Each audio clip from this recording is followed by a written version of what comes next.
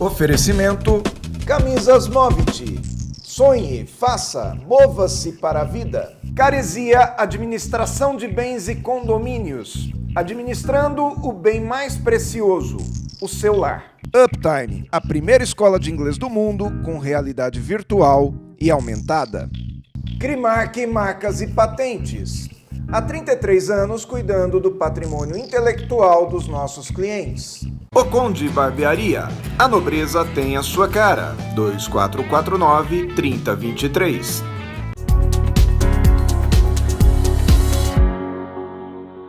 Café Corporativo, aqui no canal 25, essa universidade em sua tela, que vem te trazer uma série de informações e conteúdo que vão realmente fazer a diferença na sua vida profissional, na sua vida cotidiana. E a semana passada, quando nós falamos com a professora Rosa Perrella, nós estávamos comemorando também a semana do Dia do Consumidor. E em função dessa data, que é uma data muito interessante para o consumidor, que ela chama atenção para uma série de coisas, nós resolvemos também agora nessa semana trazer a continuidade desse assunto, que é o Código de Defesa do Consumidor. E para isso nós trouxemos aqui no Café Corporativo hoje o meu amigo Luiz Henrique Neres de Souza, que ele já me corrigiu aqui, que faz só 6 anos que a gente se conhece, né, Luiz? Já tem bastante tempo, tem bastante bastante tempo. E eu aqui falando assim, poxa, quanto tempo faz que a gente se conhece? E ele deu a data exata, né? Impressionante. Que data que é? 26 de maio de 2012. Então vai fazer quase, né? Tá fazendo quase 6 anos. Obrigado por ter vindo aqui ao Café Corporativo. Eu que lhe agradeço o convite. O Luiz Henrique Neres de Souza, que é graduado em Direito desde o ano 2000, ele é especialista em Direito Tributário, mestre em Direito do Estado Urbanístico, foi professor de Direito Empresarial da Faculdade Anchieta, é membro da Academia Jundiaense de Letras Jurídica e especialista em Direito Tributário, Constitucional e Urbanístico, além de prestar consultoria para diversas empresas. Dr. Luiz Henrique, hoje nós vamos falar a respeito do Código de Defesa do Consumidor. Foi um avanço? Tremendo avanço. Eu creio, de maneira bastante pontual e firme, que se nós olharmos a relação de consumo no Brasil, ela passa desde um período onde nós vamos ter a absoluta irresponsabilidade. Eu, por exemplo, adoro carro antigo. Já tive um Fusca 68. Só que aí, se nós olharmos um Fusca 68, um Opala dessa época, em que pese eu gostar muito dos carros, aquilo é uma ameaça ao consumidor. Vida, né? Eu tenho um filho que hoje tem 7 anos para 8 e ele adorava andar no Fusca. Mas por quê? Ele adorava andar pulando no banco de trás. E a bateria fica embaixo e o banco é um entrelaçado, né? É de mola. Aquilo para pegar fogo, tantas vezes, né? Se todos puxarem primeiro na memória, muitos talvez já viram um Kombi pegar fogo. Por quê? Porque a bateria fica perto do motor. Então, era uma época, nos 50, nos 60, que não existia nada disso. Então, nós temos uma fase de absoluta irresponsabilidade na produção de bens e serviços, produtos em geral, a chegar nos anos 90, quando surge o Código do Consumidor e traz, então, um conjunto aí de regras para poder regulamentar isso. Mas o que acontece? No direito, os movimentos sociais eles são muito lentos. O direito é aquela ideia, né? Nós estamos a produzir leis para conseguir conformar a sociedade dentro de um padrão esperado. Só que esse movimento, ele é muito, muito devagar. Hoje, né, se nós imaginarmos a separação, o divórcio, hoje ele pode se separar no cartório. Um casal sem filhos pode combinar um almoço próximo de um cartório e se separar. Só que a gente não pode esquecer, por exemplo, que a lei do divórcio lá atrás é de 1977. Então é uma legislação que para chegar nesse nível hoje, nós caminhamos 40 anos. 40 anos, não é pouca coisa. O Código Penal, até outro dia, quando falava assim estupro, tinha lá a questão do mulher honesta.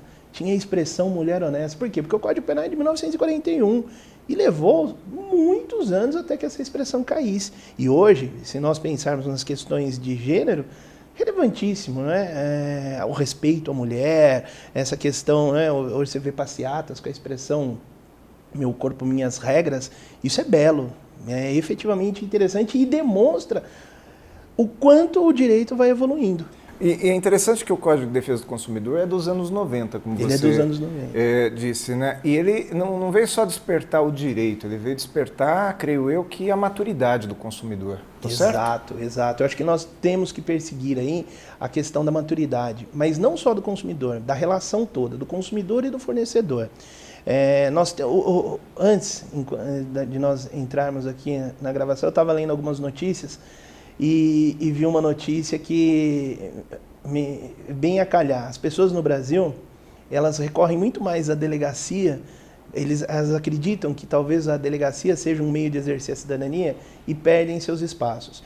Porque o consumidor hoje, ele pode recorrer ao PROCON, ele pode recorrer hoje às redes sociais, porque sob o aspecto do marketing, as empresas morrem de medo das redes sociais. O Reclame Aqui é uma ferramenta fabulosa, mas ao mesmo tempo isso tudo precisa ter controle. Agora, eu te pergunto, o comerciante ele tem desvantagens ao respeitar o Código de Defesa do Consumidor?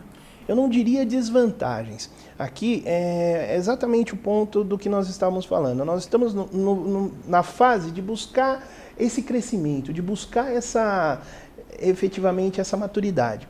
Então o comerciante ele precisa entender que a partir do momento que ele conseguir ter um respeito muito interessante das regras, ele conseguir andar na linha, digamos assim, ele vai atender o consumidor dele de forma muito satisfatória e de forma a não ter problemas com a legislação. O que isso traz? Sob o aspecto jurídico, não trará problemas para ele, mas sob o aspecto corporativo, digamos assim, ele vai conseguir fidelizar melhor o cliente dele, ele vai conseguir passar uma imagem para o mercado de que ele é uma empresa confiável, ele vai conseguir trabalhar, a partir de um conceito jurídico, questões de confiabilidade, que as marcas hoje e sempre buscaram apenas pelo marketing. O direito pode entregar isso, porque a empresa pode lidar com isso como um valor, como um ativo. Neste momento histórico. E o fornecedor, ele já aprendeu a respeitar o CDC ou ele ainda tenta dar jeitinho? Não acredito. O problema é a questão da cultura da empresa. O empresário hoje, ele tem tanta demanda, treinamento do seu pessoal para diversas situações e acaba deixando a questão do direito do consumidor um pouco no segundo plano. Mas veja, o direito do consumidor, ele está muito relacionado, por exemplo, ao treinamento do seu vendedor. A questão da troca de roupa, por exemplo, todos sabem, ou muitos já ouviram falar, não é uma obrigação pontual a questão da troca, mas é uma situação onde, se bem treinar o vendedor, se bem determinar como isso vai ser feito, é uma forma de fidelizar o cliente. Legal. Luiz Henrique, olha só, boa parte dos problemas que a gente percebe em relação ao fornecedor e ao consumidor estão relacionados a produto, né? Troca de produto, ou cancelamento de prestação de serviço. As empresas elas devem ceder sempre ou existem casos em que a empresa tem razão? Olha, eu acho que em todas as situações você vai ter onde a empresa vai acabar cedendo por uma questão, porque na justiça acaba saindo mais caro, você tem todo um custo, né? Você tem o custo com o advogado, você tem o custo do processo. Então, por exemplo, quando nós imaginamos situações onde a empresa, fidelidade de celular, eu acho que é um exemplo muito claro. Então você vai lá, um celular de R$1.000, você compra ele por 100, tem uma fidelidade de 12 meses. É óbvio que a empresa por trás tem um planejamento financeiro com aquela fabricante de celular para chegar naquele ponto. Então não dá para a empresa abrir mão de todo mundo que quiser não cumprir a fidelidade. Ela precisa reaver aquele capital que ela aplicou. E é justo, porque você tem isso com a telefonia, você tem isso na internet. A internet via rádio é um exemplo. A empresa vai lá, instala uma antena, passa cabo, e aí a pessoa, não quero mais, 3 meses depois. Existiu um investimento. Então é muito pontual isso. Existem situações que a empresa, sim, creio que ela deve brigar nessas situações, porque a pessoa aderiu a uma promoção, a uma situação muito pontual, muito específica. Ok, muito bom. Nós vamos para o intervalo agora. Você com certeza também lembra do Dr. Basso, ele vai falar agora tem um quadrinho dele aqui, eu quero que você assista comigo. Logo em seguida, nós voltamos aqui para o segundo bloco do Café Corporativo. Até daqui a pouco.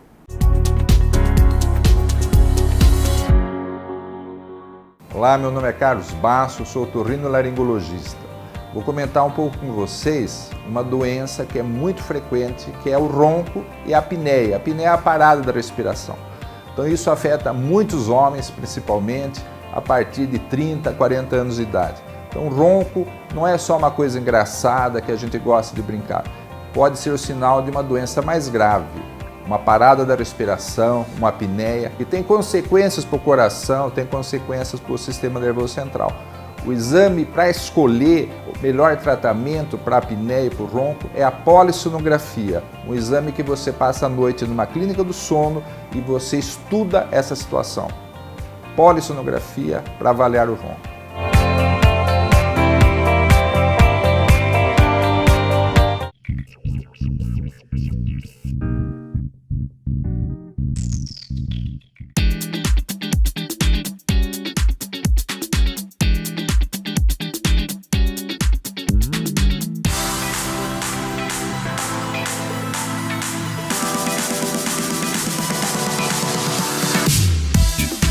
Agora eu tenho um mundo de possibilidades. Uptime. Inglês em tempo reduzido com realidade virtual e aumentada.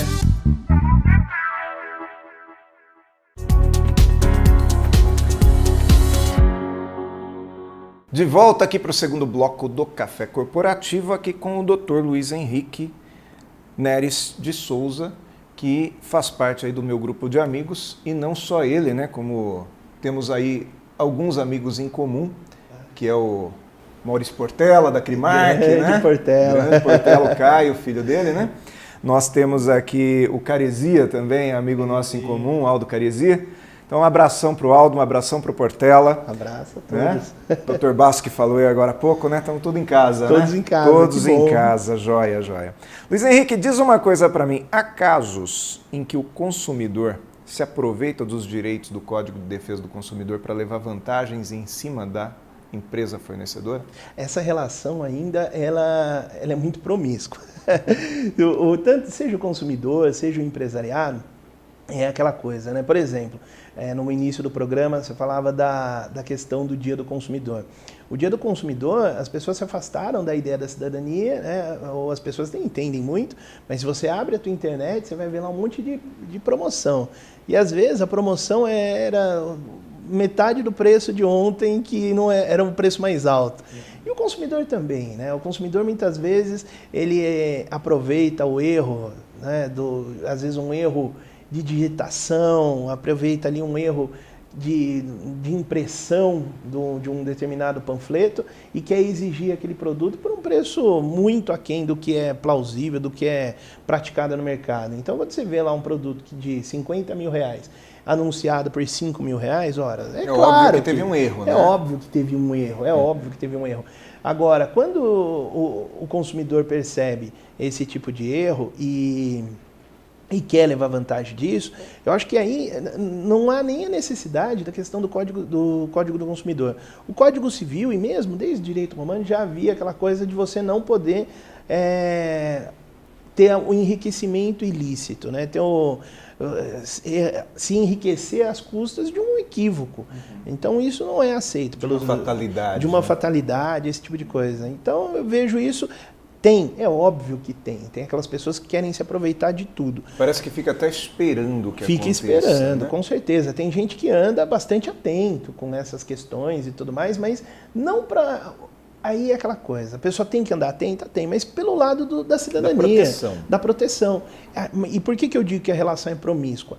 Porque você tem alguns consumidores, não todos, é claro, mas você sempre tem aquele cara, o sujeito do mal, e esse sujeito do mal entra na empresa, entra numa loja procurando o erro. Mas, ao mesmo tempo, você tem o comerciante do mal, que também não coloca o preço no produto, coloca o preço de maneira duvidosa, né? Você procura o preço e não tem, ou coloca o preço sem te explicar que aquilo tem juros se parcelar. Então, assim, por isso que eu digo, a relação, por enquanto, Aquela é promíscua. questão do preço da gasolina, que eu nunca vi 3 casas depois da vírgula, né? Não 3 existe casas isso. depois da vírgula. E aí os concorrentes, eles mudam e você está no trânsito olhando rápido. Eu hoje em dia, eu reluto em usar óculos e deveria. Então você passa no posto de gasolina, olhou, você não entende direito, por maior que seja aquilo, você está atento ao trânsito, enfim. São tudo coisas que são pegadinhas. Sim. Só que isso pode dar problema para os dois lados. Num conflito entre consumidor e fornecedor, tem quem leve vantagem? Tem quem sai ganhando? Olha, vamos dividir essa questão em 2 pontos. Se nós olharmos por um ponto sociológico até, nós vamos ter o seguinte. Eu responderia que nenhum dos dois leva vantagem. Por quê? Porque nós tornamos o mundo do consumo um campo de batalha.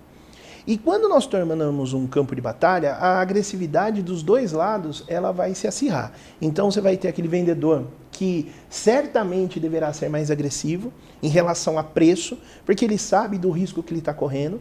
E de outro lado você vai ter um consumidor que vai querer levar vantagem ao máximo possível. Ou seja, você vai ter as duas pontas querendo levar o máximo de vantagem. Isso é ruim em qualquer situação, porque você vai acirrar aquela batalha. No campo jurídico, é importante a gente notar que o Código do Consumidor ele traz um ponto muito interessante. Ele verifica o consumidor como hipossuficiente, ou seja, aquele indivíduo que não tem consciência é a parte mais fraca. Isso é relevante? Eu acredito que sim, acertadamente. Por quê? Porque nós não temos controle de tudo que a gente consome. Poucas pessoas entendem, por exemplo, tudo que está escrito num rótulo de um alimento, se você pode ou não consumir aquilo. Poucas pessoas entendem, por exemplo, o funcionamento absoluto e completo de um veículo automotor. Questões, por exemplo, de, o filtro do ar-condicionado. Eu sei lá onde fica o filtro do ar-condicionado no meu carro. E se tem ou não. Certa vez tive um carro que eu pedi para trocar o filtro e falou, não, esse carro não tem. Eu falei, como não? Eu achei que todos tivessem e esse não tem. Então, o consumidor é hipossuficiente, porque a gente não sabe efetivamente os produtos. Né? É muito fácil ser enganado. Antigamente tinha muito aquele negócio de você levar o carro num determinado lugar e sair com milhões de defeitos de lá, né? Exato. Defeitos que não existiam. Exato. Agora, a concorrência, ela ajuda o mercado no que se diz respeito a moralizar o mercado também? Olha, a concorrência nós imaginamos no Brasil como algo num plano muito ideal, muito poético. O que eu vejo muitas vezes é que a concorrência, ela pode sim ser benéfica, então é uma coisa que o sujeito vai olhar o que o concorrente dele faz e vai tentar se adaptar, mas muitas vezes essa concorrência ela está atrelada ao preço.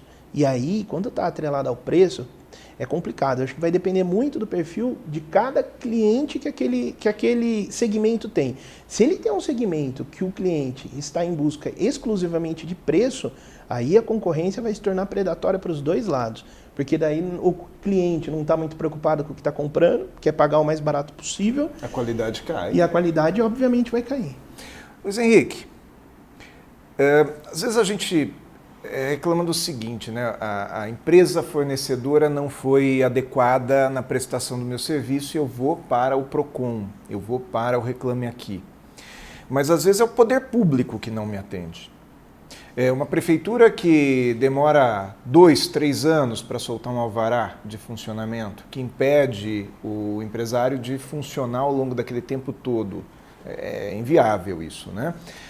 Como que eu reclamo do poder público? Existe um serviço de proteção ao contribuinte, assim como existe um serviço de proteção ao consumidor? Não existe, né? Não existe, infelizmente. Mas aqui, como eu dizia antes, eu antes de entrar no estúdio, eu estava lendo algumas notícias e vi uma que me chamou muita atenção. Se eu não me engano, em Sorocaba, pais de alunos queriam reclamar de uma professora em determinadas situações e foram à delegacia. O brasileiro ainda procura muito a delegacia, insisto muito com isso. Por quê? Porque talvez ele não entenda a questão da cidadania. Isso ainda não está pronto ainda no ideário, no conceito coletivo.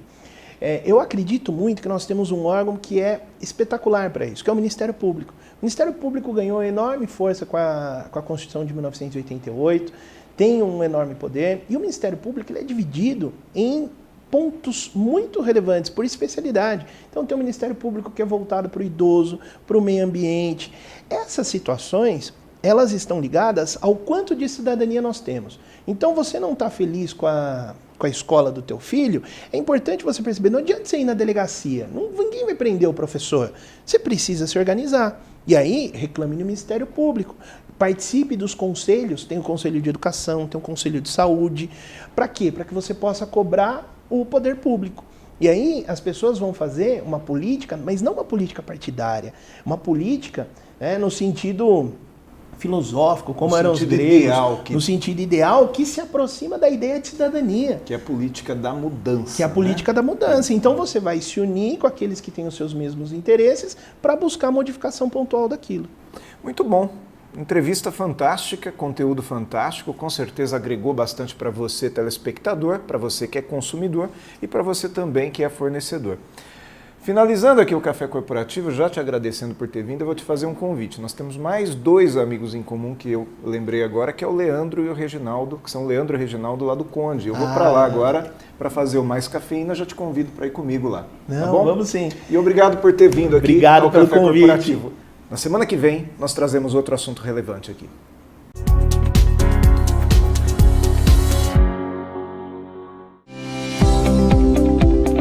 Oi, eu sou Aldo Caresia e hoje eu vou falar sobre convenção e regulamento interno. Convenção de um condomínio, onde estão previstos os direitos e os deveres de um condômino. Essa Constituição tem que estar registrada no cartório de registro de imóveis para oficializar a constituição deste condomínio.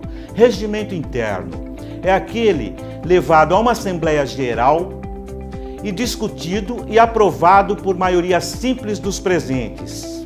Até a semana que vem, com mais uma dica da Caresia Administradora.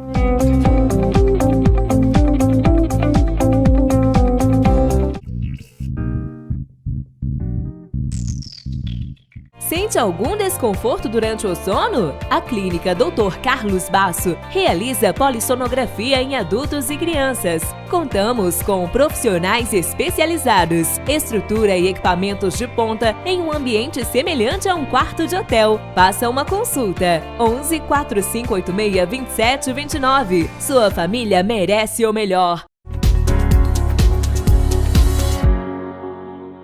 Mais cafeína aqui na Barbearia O Conde, a barbearia mais rock and roll, mais show de bola e mais charmosa aqui da cidade de Jundiaí, onde a gente vem falar sobre o direito do consumidor. Se a semana passada nós falamos a respeito do atendimento ao público, hoje vamos falar sobre o direito que esse público tem.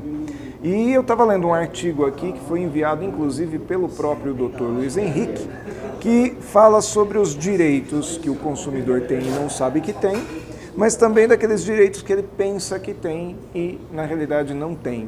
Então, o próprio Dr. Luiz Henrique citou um deles lá no estúdio, que é o direito à troca. Na realidade, as empresas não são obrigadas a trocar produtos para o consumidor. Embora não sejam obrigadas, elas trocam, porque elas entendem que a troca é uma gentileza, primeiro uma gentileza, porque não faz o menor sentido o cara ficar com uma coisa que ele não gostou, não faz o menor sentido o consumidor ficar com alguma coisa que não o serviu, por exemplo, uma roupa que não serviu, né? Então é natural que troque, mas também é a grande oportunidade da empresa se mostrar gentil e até vender mais, porque toda vez que o consumidor volta numa loja, ele volta também com a possibilidade de ser seduzido por novos produtos. E diga-se de passagem que não tem nenhum problema no fornecedor seduzir o seu consumidor com novos produtos, com oportunidades, com promoções, com possibilidades de oferecer produtos novos. Normalmente, se eu vou trocar uma peça de roupa que eu não gostei, eu acabo escolhendo uma outra que é até um valor um pouco mais caro, mais alto, eu pago a diferença. Então sempre tem oportunidade e aquilo que eu recebi de volta, se estiver intacto, eu ofereço para outra pessoa. Direitos que ele tem. Por exemplo, ele pode fazer devoluções no e-commerce, tudo aquilo que eu compro à distância, pela internet, por telefone ou qualquer coisa assim. Se chegar na minha casa e eu não gostar, eu tenho o direito de devolver. Eu tenho 7 dias de prazo para devolver aquilo que eu comprei à distância.